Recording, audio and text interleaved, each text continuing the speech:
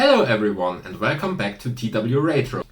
Today we are primarily concerned with the second C64 which I bought with a bundle.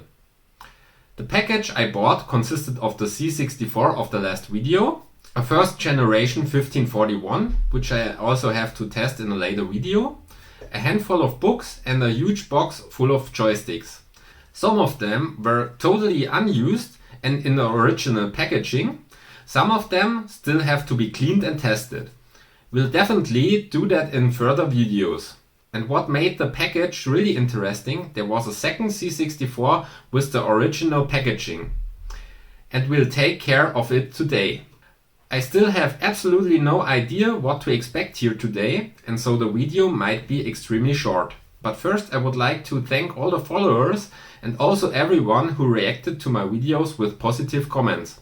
But there were also some critics. I would also like to thank you for this. Since there was really constructive criticism, I would like to briefly address it before today's repair. Because some points of it got me thinking about my work, and only if you think and act outside of your comfort zone, you do improve.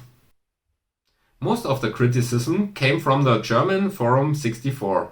For example, Capstan wrote there, "Two things are an absolute no-go. First, you don't clean the C64 outside on a hard rocky ground.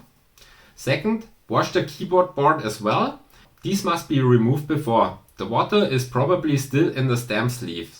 To the first point, I agree to him only partially.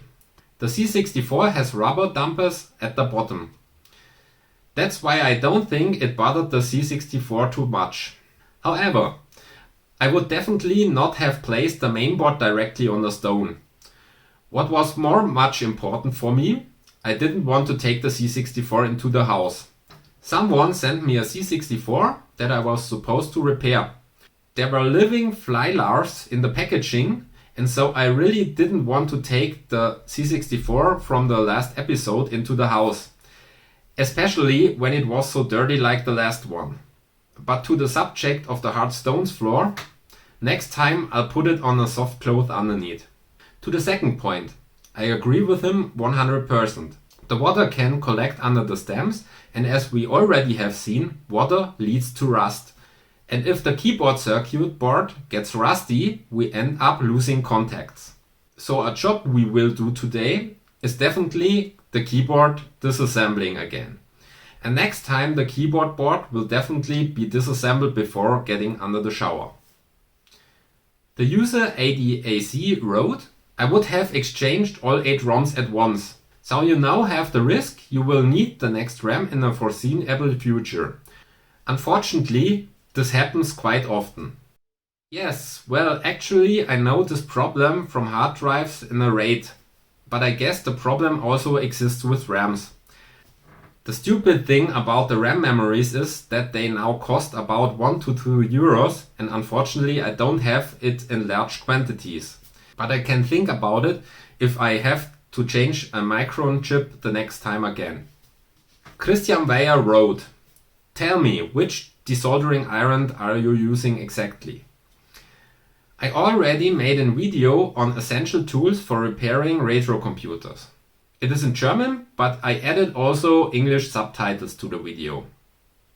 In the description below the video you will find a link to the circuit board forum, which explains really well how you should improve your desoldering station. You can use the Google Translator to translate the link to the forum without any problems. And the last comment came from Nerdroom. "I would love to have an instruction where you show on a board where to measure with a multimeter." Okay Nerdroom, at the bottom of the last video I linked a link to the forum 64. All measuring points are really well listed there. I couldn't have done this any better. I also don't want to show all measuring points in every video, otherwise the videos would get too long in my opinion. But I really hope that the C64 today works directly, and I think we can definitely go through all the important measuring points in this video today. Enough talking, let's start with the C64. This time I put the C64 on a softer repair cloth that actually intended for repairing model helicopters. It has the advantage that screws that are placed on it cannot get away. I wouldn't put my board directly on it though, as I'm too scared of anti-static discharge.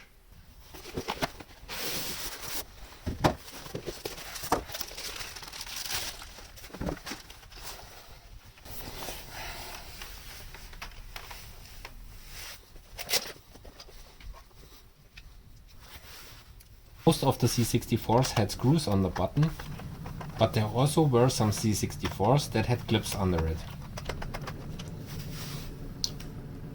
This C64 wasn't ever opened. It still has the warranty seal on it, but I guess we have to break it.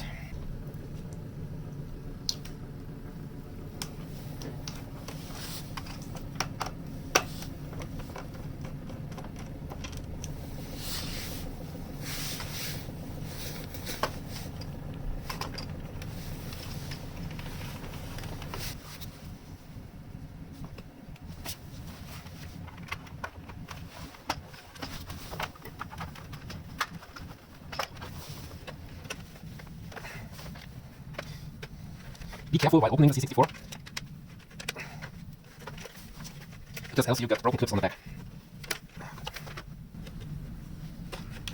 That's that.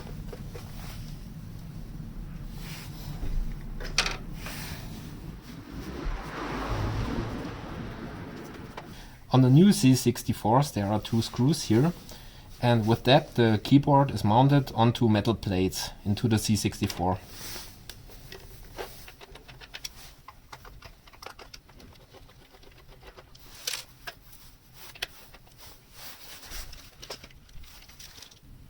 After that you can get out the keyboard.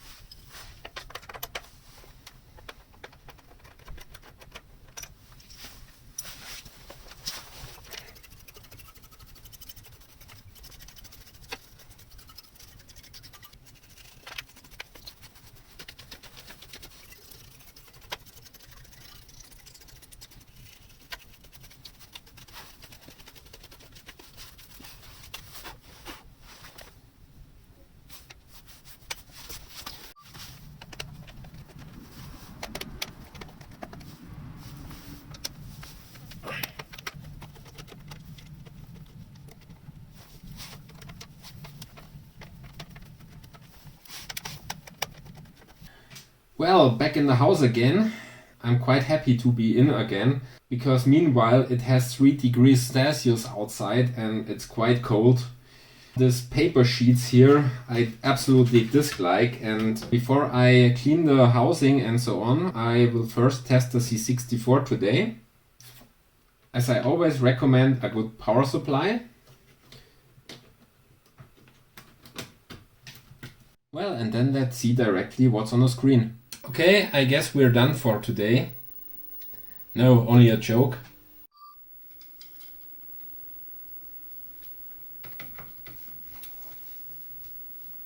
The keyboard dongle, a dongle for the user port, a dongle for the tape. It tests nearly everything from the C64, but it doesn't work if it's dead. Therefore the dead test is better. And then we start again. What I forgot to plug in is the serial adapter. It's now plugged in, and let's start.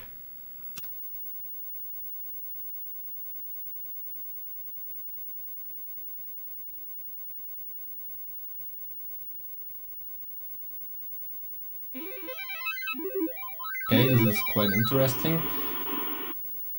The Check64 says that the keyboard was bad. I have there another tool. This is the peripheral check, and it shows if there are any errors on the keyboard or anything like that.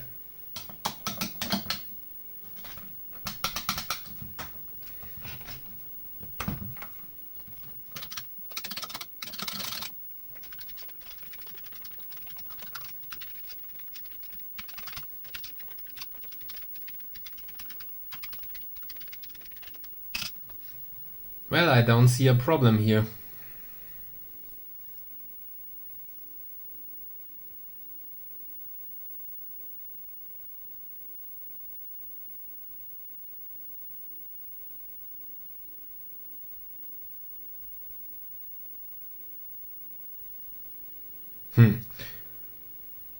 Well, maybe just a bad contact. What I also found out is that last year a user called Kinsey from the forum 64 found out that there were some bugs at the Check64 software and he released a fix for it. It absolutely makes sense to update the software as fast as possible. We will do an update in one of the further episodes. Well, I got the question if I test the C64 at all measuring points. But first of all, I have to show you that there is not the C64, but there are different versions. There is a version, for example, that is between those two, but unfortunately I don't own it. What you can see here, the main difference is the size of the board. What's also different is that the new board has less chips. Because in the old board, for example, you have 8 RAMs and in the new one you have 2 RAMs. Also, for example, the PLA has more lags because some of the other chips are integrated in the PLA now. Also, there are 2 versions of the board that look exactly the same. If you take the 250-425 and the 250-407, you really have to be careful when you put in the SID or the PLA, because on the 2 boards the 2 chips are switched. If you, for example, look at the left board, it's a 425. Then the chip on the lower side is an U17. This is a PLA. If you, for example, look at the right side, you have on the upper side the U17, the PLA. These 2 chips are absolutely switched. And if you, for example, just put one chip from one board to the other location, it fits perfectly, but then you have 2 broken chips. At least 2 broken chips. At the classic computing, I got a board I plugged in and wondered why this isn't working. Well, somebody put in the chips the wrong way, and so they got broken. First of all, we go into the forum 64, FAQ and repair. As already said, the link is in the description.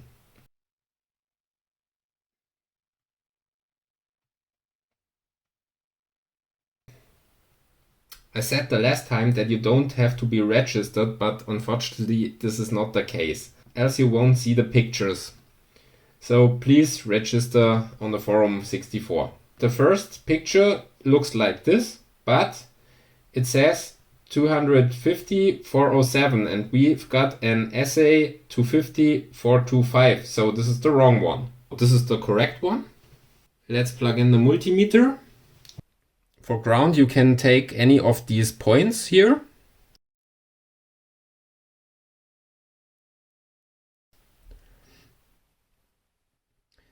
And then we measure the first voltage regulator. There must be 5 volts. This is perfect. And then the next one should be 12 volt. This is also correct. There is a point C33 we can measure.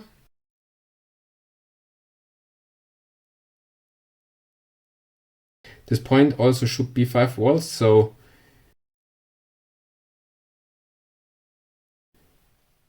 also correct. At this chip, at this pin, there should be 5 volts, that's also correct.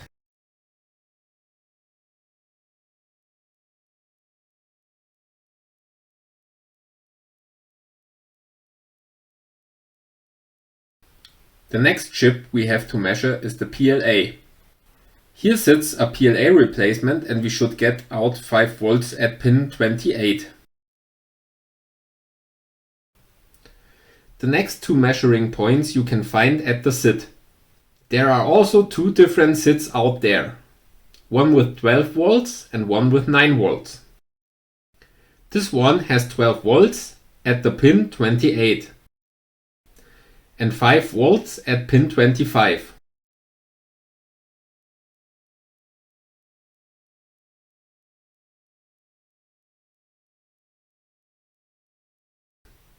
Perfect!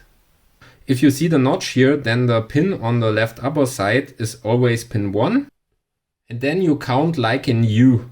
Then you can count 1, 2, 3, 4, 5, 6, 7, 8, 9, 10, 11, 12, 13, 14.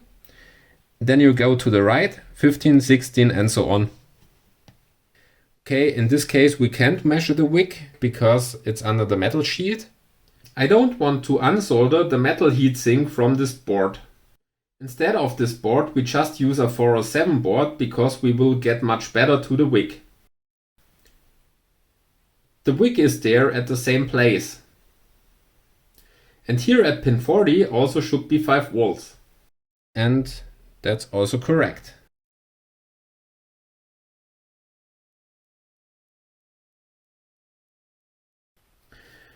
Normally I don't test all other voltages at the chips from here on. If there is a special problem, then you should test all voltages at the chips and have a look at the traces or the sockets. If you don't get any voltages, you first have to look at the power switch. To measure the switch it's quite easy. We search for a ground. Maybe this one here would be a good ground. So the first point is here. No matter if it's switched on or off. You can see already there's a bit of a difference here. This is caused because the chips take a bit of voltage. It shouldn't be under 4.75 volts because else we've got any chip in the computer who's taking too much voltage. This one should be switched. So 0 if it's off and 5 volts if it's on. This also should be switched. And also this should be switched. And if any of these points have no contact or no voltage at all, then there is a problem with the switch and it should be changed. I find out the problems quite easy with the Conti test.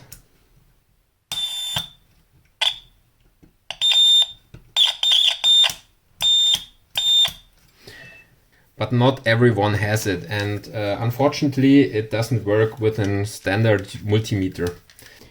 The next step, of course, is to use an oscilloscope. In the thread it says there are some things that need to be done before. First of all, you have to look if an IC gets too hot. No, that's not the case. The voltages were measured. We already done this. And if possible, you should test the socketed ICs in a functioning board. Yeah, we don't do this because it's already functioning. But I want to show you what to measure. First of all, we want to see if the reset signal is clean. It can be found at pin 40 at the CPU. It has to be low when you switch on the computer, and after a short time it should be high, so it should be about 4 to 5 volts. And it should stay there. If that's not the case, the CPU won't start. And there are some possible sources of errors for it. The next measuring points are at the wick. It should get its clock signals. The first one is color clock at pin 21 and it should have 17.73 MHz.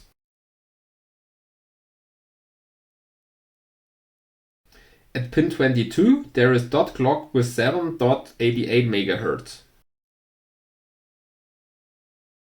If we look at AAC, this is pin 5 on the CPU, it should look like phi 0, only a bit postponed.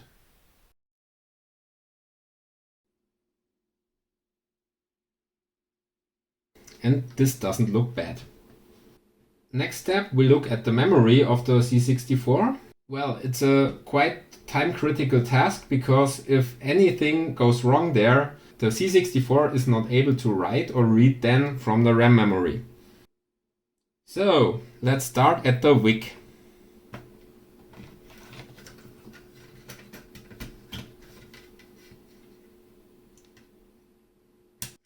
RES is at the wick at pin 18. Yep, and at pin 19 there is CAS. So let's have a look at both of the signals at the same time. This is how it looks if you look at both of the signals at the same time. At the RAM memory it is pin 5.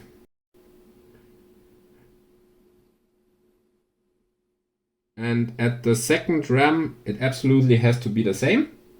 And at pin 15 there must be CAS. Yeah, looks absolutely perfect. The next check is to look if the ROM is written. And this is the signal on pin 20 of the ROM.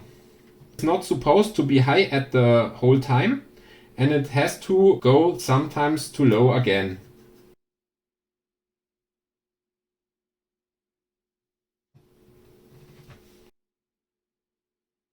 The next signal is read-write at pin 38 of the CPU.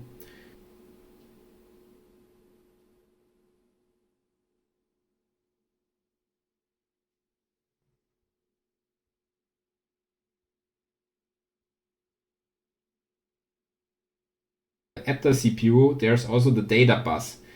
This is pin 37 to pin 30. There should be some activity, and if there is one or more lines that don't change at all, there is a problem at the chip.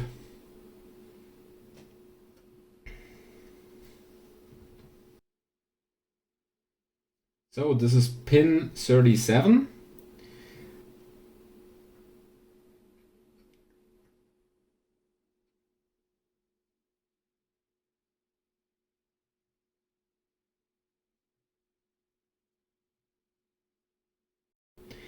At pin 3 of the CPU there's the IRQ signal.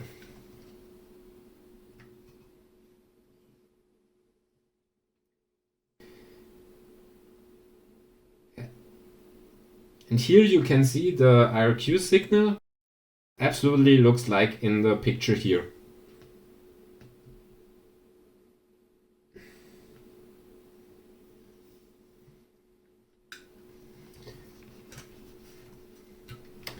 Some measure points are not listed here. I already told you that the CAS and RES of the wick goes through the PLA and then to the RAMs. And if the PLA has a problem, so then the RAM does not get any information. The last thing we do today is to take apart the keyboard again. So for that we take the Commodore C64 of the last episode.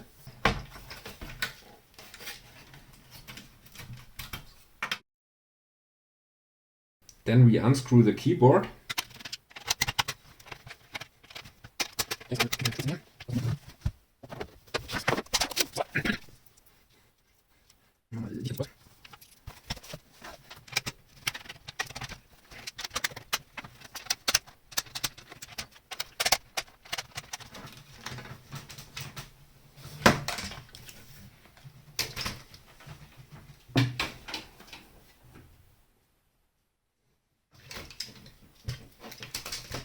Then we will unscrew all these tiny screws here. Don't lose them.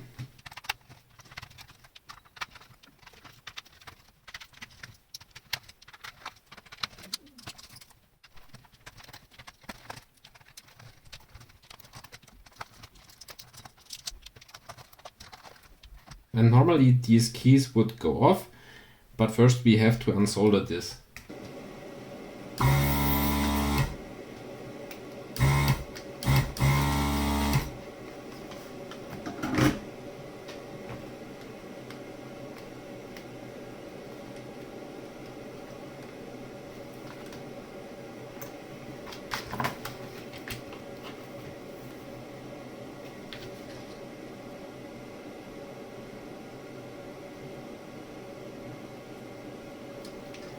Doesn't look too bad.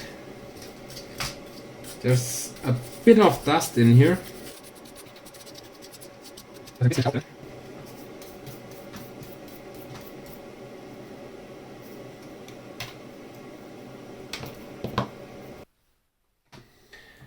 This is what you get when you remove all those little screws off the bottom of the keyboard. You get a lot of these mechanical plungers. They are just put in here and are then pressed against the connections here on the keyboard mainboard. The only thing that it's a bit tricky is this cap here. It's the caps lock, and you can remove it by just pulling it out this way. To put it in back, just put it in and click it in. This has to be cleaned a bit more.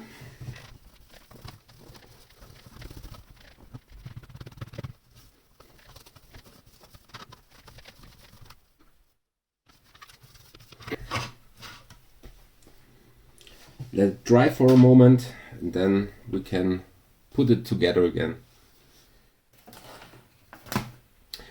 To put it back together is quite easy. You take the caps lock, put it in from the outside till it clicks. You have to be careful that you put it in the right way, because else you won't be able to solder it again. Then put in all the plunges.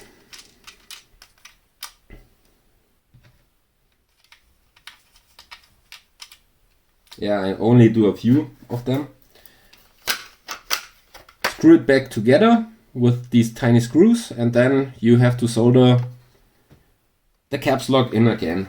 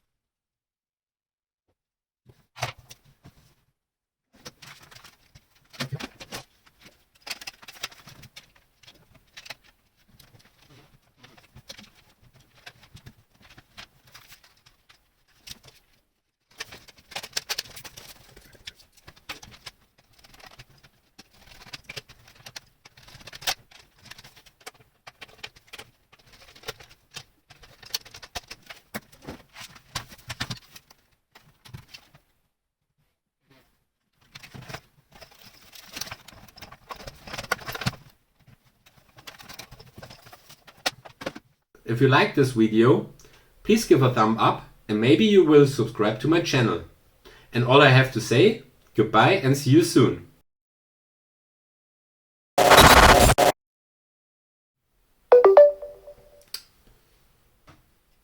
Oh Mann. No 5 volts, then the problem must be here. Then the problem... Oh Scheiße, ich habe gar nicht aufgenommen. Some of them were... na toll, okay, ich muss schnell mein Ding ausmachen. From the forum 64, found out some bugs in the Jack 64. Okay. What I also found out is that last year a user... Again.